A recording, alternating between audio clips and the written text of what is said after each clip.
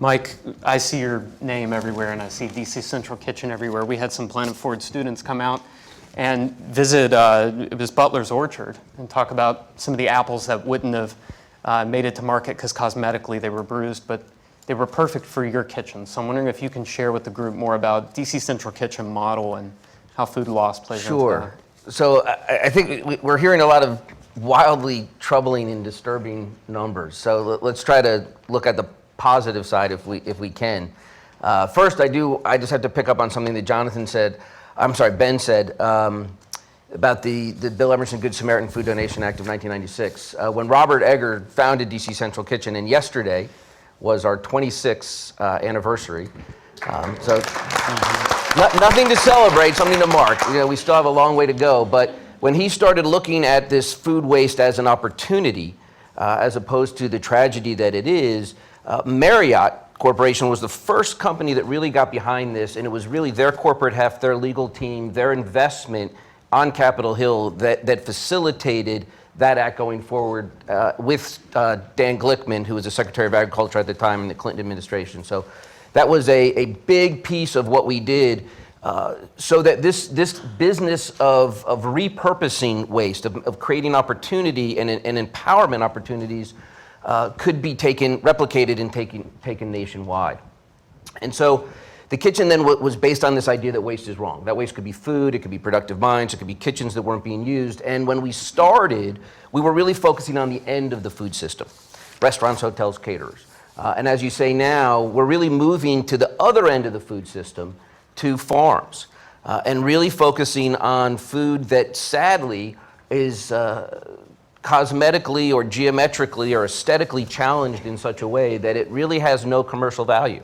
And my learned colleagues up here may smack me down with some of the statistics I'm about to throw out, but it's about 40 to 60% is what we've seen talking to independent growers that never makes it off the farm because it's the wrong shape or the wrong size. It doesn't fit in the right box, that fits in the right truck, that then fits in the right bin at the grocery store. Our food system is based on size and shape, not nutrition, not flavor, not taste. So what we're doing now, in addition to collecting millions of pounds, about 3 million pounds of wasted food through DC Central Kitchen and the Campus Kitchens Project, turning that into about 2.5 million meals a year, we're purchasing about $300,000 to $400,000 a year of this cosmetically challenged food and putting that into social enterprise businesses that create economic activity and vitality here in the District of Columbia most especially. We're doing 65% of our whole budget now is based on social enterprise, locally sourced, scratch-cooked school food meals, catering, and other contract meals, using predominantly food that would be wasted, but purchasing it. So putting money into the local rural economies from southern Pennsylvania down to the Shenandoah Valley, creating jobs, mostly for men and women coming out of incarceration, which are costing us a fortune. Incarceration is bankrupting this nation.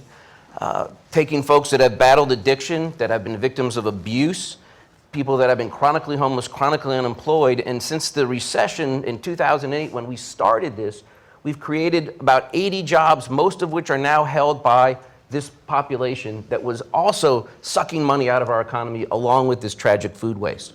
So there is huge opportunity if we're smart enough, if we're clever enough, if we're creative enough, if we're courageous enough really, to take this waste and say, what can we do better?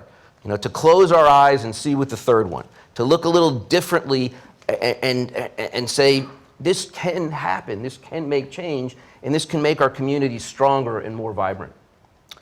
Whenever I hear, the DC Central Kitchen story is fascinating. I think a lot of folks in this room are familiar with it in general. The thing that disturbs me a little bit with is it's so simple. I mean, it's such a simple, good idea. As an entrepreneur, why don't we see Detroit Central Kitchen or Portland or, this seems like a scalable model. Well, it is. I was hoping you were going to say it's common sense. It is common sense. There's nothing common about sense. That's what I love. I love this.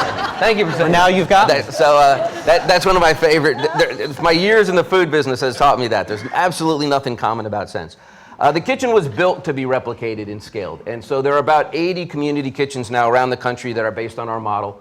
We're expanding it, as Ben mentioned, in conjunction with Food Recovery Network through the Campus Kitchens project across the country. We share our model with people all over the country and around the world who want to do this. So it is out there, and it's built to be